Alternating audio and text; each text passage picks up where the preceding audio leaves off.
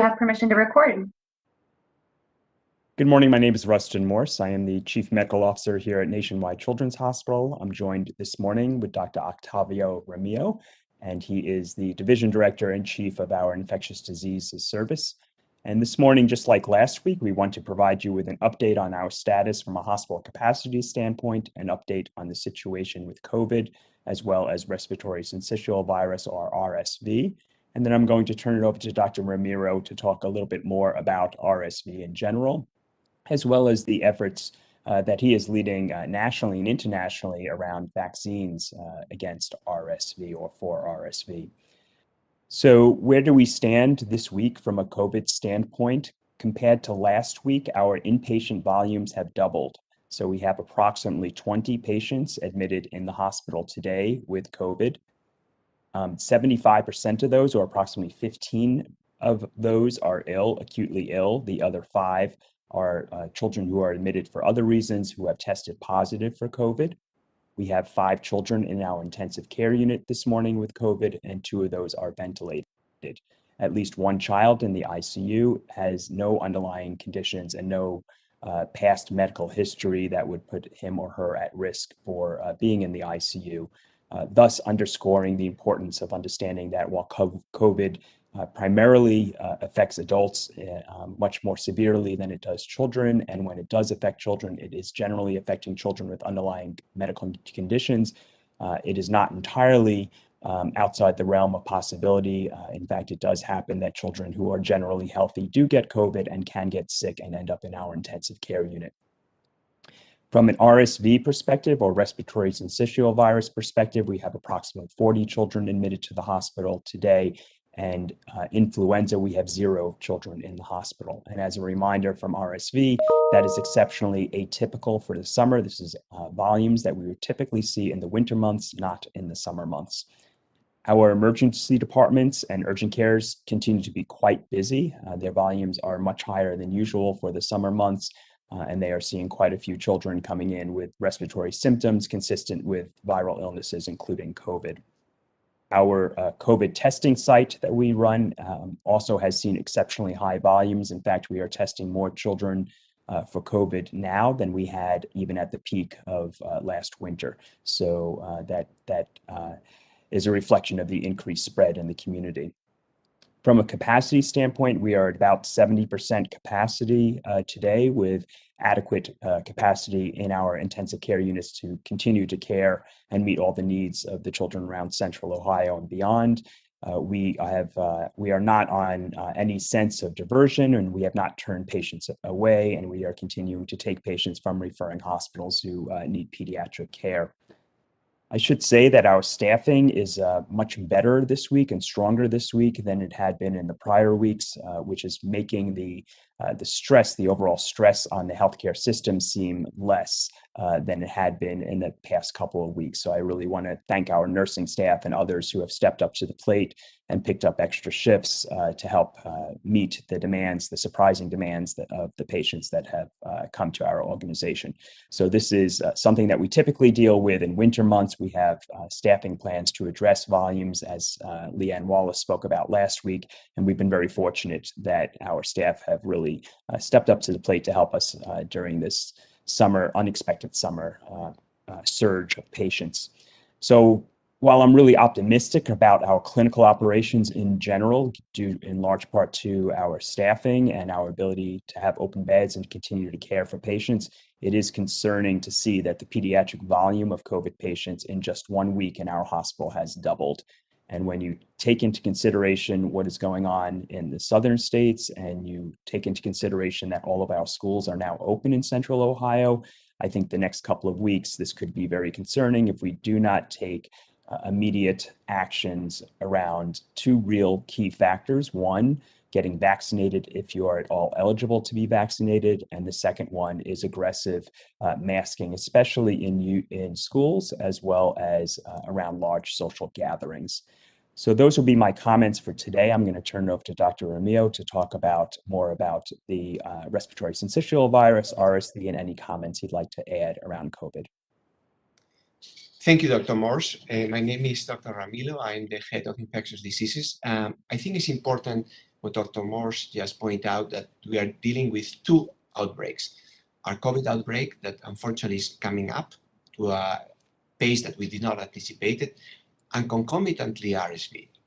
As you know, RSV is an old friend, unfortunately. Every winter, we have a big outbreak. It's the most frequent viruses that gets children in the hospital. Indeed, when you look at the causes for hospitalization in the first year of life, RSV alone is the most frequent one in the US and around the world. And it's so frequent that by age 2, 95% of all children have had at least one infection by RSV. In our country, in most of the developed world, RSV causes tremendous hospitalizations, but not deaths. Unfortunately, that is not the case in the low middle income countries, because when you look at causes of death in the first year of life after malaria, RSV is number 2. So it's a really important issue. And why is so challenging? Because it affects young children, mostly in the first year of life and mostly less than 6 months of life. So those are children with a very mature immune system who are not able to make antibodies, right? The protein that protect us against infections. For that reason, the development of a vaccine for RSV has been very challenging. We've been working many groups around the world for 40 years. And I'm happy to tell you that for the last 10 years, we've made a lot of progress. For instance, we learned that baby's immune system, the baby's white cells that make antibodies, are not so easy to respond to vaccines. So we thought the alternatives to give the babies the antibodies, to give the baby the protection. And there's a number of studies in the last 5 years that I think we are very, very close to have final results to give antibodies to the babies. How we do that? 2 major strategies. One is to vaccinate moms. If we vaccinate pregnant women, they make their own antibodies and they can transfer those antibodies to the baby across the placenta. That will make protection for the babies for the first 6 months of life, which are the most critical ones. The second alternative is to give these antibodies to the baby. We can give these monoclonal antibodies at the beginning of the season that will protect them over the course of the whole 6 months of the epidemic. So we hope there are now 2 major studies with maternal vaccines and 2 major studies with these monoclonal antibodies, and we hope to, in the next 18 to 24 months, we may have these products available to prevent RSV. Again, as Dr. Morse mentioned, these young babies are really causing RSV is causing this epidemic in these young babies so early. The numbers that we are seeing now with 40% positivity rate on the testing is what we see usually in Columbus in December, and this is adding to the stress to the COVID pandemic. That is why we are trying to encourage. So going back, we need to encourage everybody to get vaccinated. I read the data from this morning, and even in the population of children that can get vaccinated, the 12 to 17-year-old, only 50% have got 1 dose. We need to do much, much better. We need to get those numbers up to 90, 95%. We need to get everybody in school vaccinated, students, teachers, staff. And not only that, we continue to have to use masks, exactly as Dr. Morse pointed out, in all social gatherings and inside the school. Thank you, Dr. Mello. I appreciate those comments. So the vaccine efforts around RSV, just to summarize again, you're focusing on the parents, the mom getting the vaccine. Correct. This is very interesting because we always thought in babies, we usually give the vaccines, right, when they are 2, 4, and 6 months to boost the ability of the white cells to make these protective molecules, the antibodies. However, most of the babies who get very sick with RSV are very young, so there's too early to immunize them, to give them the vaccines. So alternative is to give them the antibodies directly. So by vaccinating pregnant women and to get them to make antibodies, we can transfer, and we know there's studies showing that transfer significant amount of protective antibodies to the baby. So this is extremely exciting because, Rusty, for the first time in 40 years, as pediatricians, we will have a tool. The second tool, also very technologically advantaged, is to give the antibodies directly to the baby. We have now, there's 2 or 3 companies have made these very potent antibodies that you can give only 1 dose, IM, 1 shot, and can prevent RSV for the next 6 months. That's what we need, and we hope to get them into the clinical setting in the next 18 months. Well, that's exciting. That would be a game changer for us in Absolutely, will be a game changer. All RSV. as in pediatrics, yes. So turning it back over to you, Gina, are there any questions or anyone from the chat who has comments or questions or wants clarification? Thank you so much, Dr. Morse. This is Caitlin. I'll be moderating the Q&A today. So I'm taking a look at everything. I have a question. We'll start off a question from 10TV for you, Dr. Morse, specifically. You mentioned aggressive masking is definitely needed in schools. What is your message to districts that have not yet adopted mask policies? Yeah, I think now is the time to do so. I mean, we are seeing, if you look at what's happened in the southern states, we are seeing aggressive spread within schools of COVID, and we are seeing some spread here within Ohio. So it is an opportune time, in my opinion, to put a temporary mandatory masking guideline in place for all ages, including teachers within schools, just to get us through the next few weeks. And let's get through this Delta variant, and then we can loosen that up. There's really no downside on masking. There's only upside from a safety perspective for the students and teachers and all those who come in contact with those people. Great. Thank you so much. I have a second question. Dr. This is Ramillo from, has any, just oh, Dr. perfect. Ramillo Go has ahead, Dr. Ramillo. I cannot emphasize what Dr. Morse has done strongly enough. I agree with him 120%.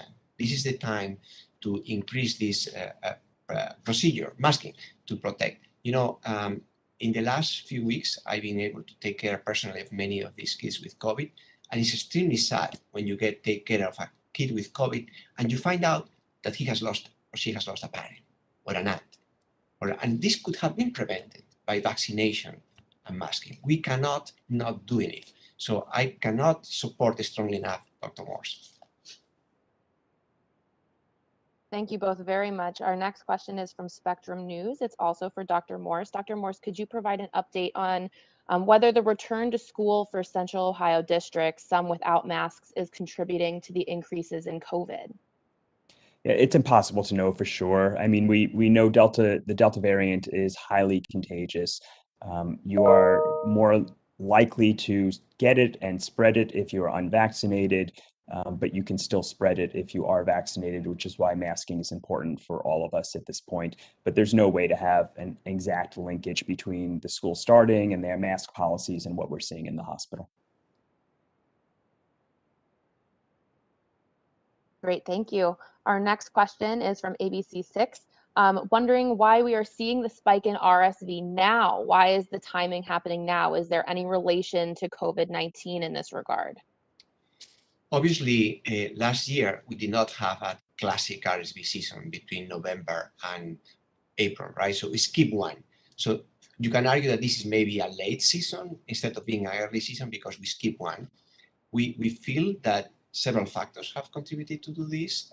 We have seen that the Southern Hemisphere also had atypical RSV before we had it. So we definitely think that the pandemic and the measures that we took for social distancing have contributed, but I don't think we have at this point yet all the explanation. No matter what, we need to take care of it now, and we have to encourage all the hygienic measures. For instance, young babies do not go to crowded situations. They don't belong into big areas, big gatherings.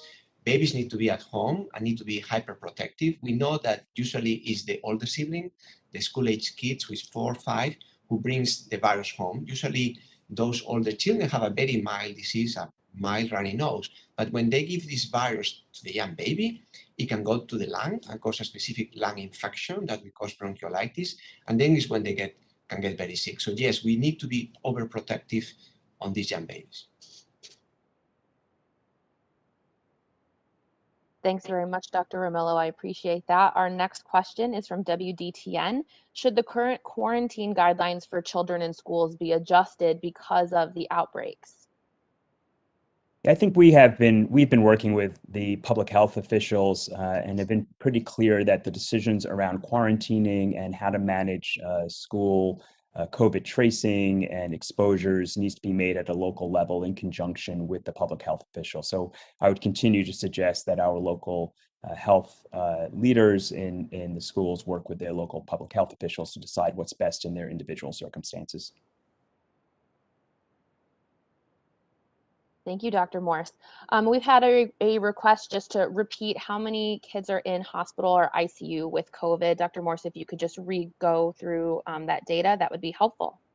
Sure. So first of all, these are dynamic numbers. They're not static and they change every hour. But as of this morning, we had approximately 20 children in the hospital who had tested positive for COVID. Every single patient who is admitted to the hospital is tested. So we know that we have 20 who are positive for COVID.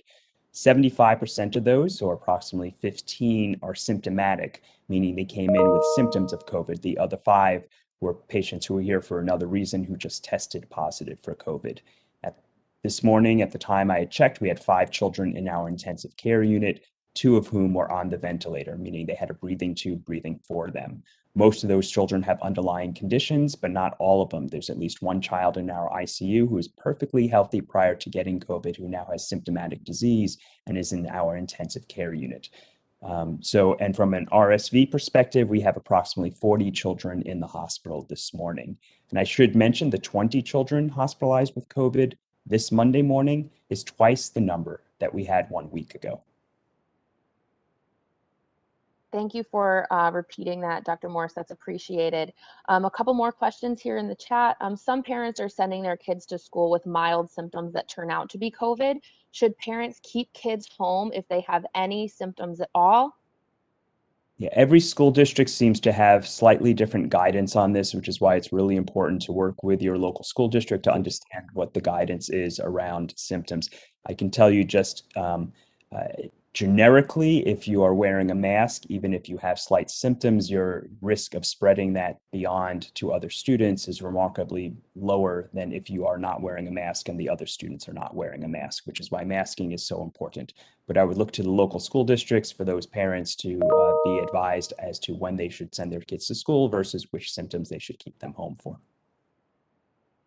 Thank you, Dr. Morrison. Follow up there, is there contact tracing in the schools to make sure parents of kids who have been exposed know it immediately in order to control the possible spread? And again, that's a local decision on how that's managed in conjunction with the public health officials. So it's something that you could ask the local school district how they're managing contact tracing. Great, thank you. One more question. I hear from a lot of parents who are more scared of the risks of the coronavirus vaccine than they are of the risks from their kid getting COVID. Can you talk about the difference in risk for kids from coronavirus and the risk for eligible kids from the vaccine? There's almost no risk to getting the vaccine. It's been proven to be quite safe, quite effective, over 350 million doses given in this country alone. And yet there are countless stories that are coming out from well-validated sources of people who have chosen not to get the vaccine, who are either critically ill or whom have died of COVID. So the risk-benefit ratio is far in the favor of someone who is eligible for getting the vaccine to get the vaccine than to take their chances with this disease, where true, a vast majority of people, including children, will be fine, but some children and more adults will die from this disease. Dr. Ramillo, anything else you want to add? Yes, that's a very, very good point. Number one, we know that the side effects of the vaccine, although uncomfortable, they don't have any severe complications. And the data that we have on the adolescents and children 12 to 17 is very positive. Number one, they tolerate the vaccine really well. And second, they make really good response. So they make good antibody response that is extremely protective. So from that perspective, the data are very, very clear. Now, Dr. Morse brought something very, very important. I think we want to transmit to all parents. The great majority of the kids do well, but we don't know who is going to be the one that does poorly and end up in the ICU. And that for that parent, that is 100%. That's the consideration that we need to take in why we recommend vaccine for the parents, the families, but also the children already. We can vaccinate those 17 to 12. And by increasing the number of vaccinated people in the school, the chances statistically that anybody can pass the virus around, together with the mask, will be very low. So there is a lot that we can do. I think we tend to get worried, get concerned, and totally understand. But we need to look at the positive side. What can we do? And what can we do is to vaccinate as many people in the community, to vaccinate as many children, 17 to 12, as we can, and continue to do the use of masks. Thank you both very much. We have another question. Can we discuss at all whether our health system, or if you're aware of other health systems who are prescribing ivermectin for COVID treatment or prevention? Go ahead, Dr. I can take that one. So obviously, it's amazing to listen that something that has never been proven to work, that has even, I have a close colleague who trained with me in Dallas, who is an infectious disease doctor in Colombia, who did a randomized, double-blind, placebo-controlled trial to test whether ivermectin was preventive or not for COVID. And they did it because in Colombia, that was a big deal, and a lot of people were arguing that that could be an effective tool. Well, they proved, and this study has been published in JAMA, a very serious medical journal, that does not work. So not only there is no reason to think that it will not work, it has been tested and proven objectively that it doesn't offer any benefit. And Dr. Romero, can you just explain what that medication is and how it is used? Yeah, very good. Ivermectin is a medication that we use to treat worms. Has nothing to do with viruses. And not only that, some people, we heard that they are taking the medication that is developed for cows and horses, not even the formulation that is available for humans. So I understand that we all want to find shortcuts, but unfortunately, ivermectin does not have any benefit, and the FDA has published an announcement because there have been some side effects because the people took big doses that were not recommended for anything. Thank you very much to the both of you for answering that question. Another question that we have from 10TV, what does it say that there is one child with no underlying condition in the ICU with COVID-19? I think what it says is that children are not immune to getting COVID, that you can be perfectly healthy and you can actually get this disease as a child and become critically ill. So if you are a parent who thinks that my child's healthy, they have no underlying conditions, I don't need to mask, or I don't need to get vaccinated, or I don't need to get my children vaccinated if they're eligible, it would give me pause as a parent to take a step back and reconsider that decision. It is an opportunity. Getting vaccinated is an opportunity, as well as masking, to help protect yourself from being ill or your loved ones and ending up in the ICU. So can I add some comments onto that? So we have looked at our experience since April of last year, right? To look at our numbers, and we have analyzed that very, very carefully. Number one, children have a lot of virus. So this idea that children don't have virus, they do have a lot of virus. We can measure a lot of virus in the respiratory tract. We have seen that depends on the age groups. For instance, among the older teenagers, 20% were previously healthy. But if you look at kids under 5 that we had hospitalized as children, 60% were previously normal. So that means that although it's a small percentage compared to adults, perfectly normal children, we've never had a disease, we've never been sick, we have a very strong immune system. Those kids can get also very sick. It's not just the initial idea that will be the kids who have some chronic conditions or receive chemotherapy for cancer. And that's a very important message. Again, for your child, if he or she gets it, it's 100%. Thank you very much, both of you, for addressing that. I have a couple other questions, specifically for Dr. Ramillo. I know we're getting short on time here. We have about 3 minutes left in our briefing, so I just want to offer these last couple. If there are any other final questions that members of the media want to submit, feel free to do so. Dr. Ramillo, you had mentioned bronchiolitis earlier in some of your remarks. Could you talk about the difference between RSV and bronchiolitis, and then could you address differences between RSV and COVID? Excellent. So bronchiolitis is the infection in the lung, and that happens in young babies because they have what we call the bronchioles. These are smaller ways that get inflamed. So it's a form of pneumonia that happens in young babies. 80% are caused by RSV, but there are other viruses that can cause it, like rhinoviruses or parainfluenza viruses. So bronchiolitis is the infection, and RSV is the cause, the virus that causes the infection. That's number one. Number two, you asked me, the difference between RSV and COVID. Well, we've been studying RSV for 40 years and COVID only for 18 months. Something that is very unique is that the younger the babies, the more severe they get infected and symptoms with RSV. With COVID, it's the opposite. The younger babies, there is something unique that makes them more resistant, if you want, not totally, because we have kids as young as 2 months old admitted to our ICU, sorry, 2-day-old, but somehow there is something unique that the older kids, the teenagers, and the adults do worse with COVID. We need to understand that. It's a very important goal of our research that we are working on it, but we don't understand that very clearly. There are two different viruses. They are similar in terms that they are transmitted through the contact and with droplets and aerosols, but there are two different families of viruses on that regard. They both infect the respiratory tract, but 20% of the kids with COVID, we can find the virus in the blood, and we never do this with RSV. So COVID is more severe in global than RSV is, unfortunately.